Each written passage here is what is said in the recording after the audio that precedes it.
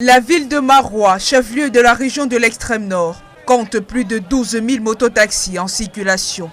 Dans cette localité, les conducteurs d'engins à 2 roues sont de plus en plus menacés par l'insécurité. Nous avons constaté qu'au niveau de Garoua et Maroua, 90% des mototaximans ne sont pas identifiés. C'est pour ça que tous les malfaiteurs entrent dans l'activité et ils procèdent déjà à traquer les gens.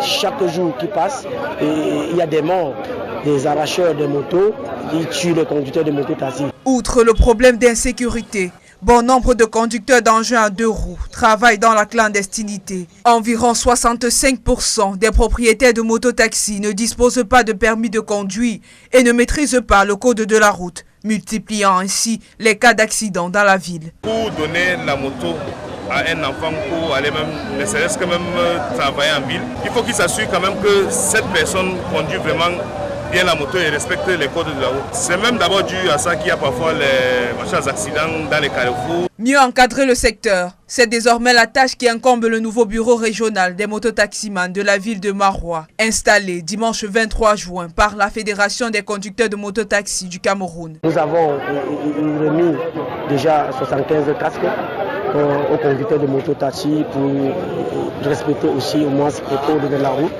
et qu'ils sachent que sans casque, ils sont tellement exposés.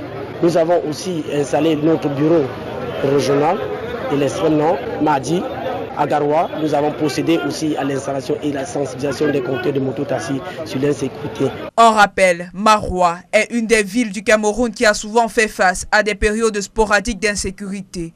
Aux vieux problèmes de coupure de route se sont ajoutés les attaques de Boko Haram et les enlèvements.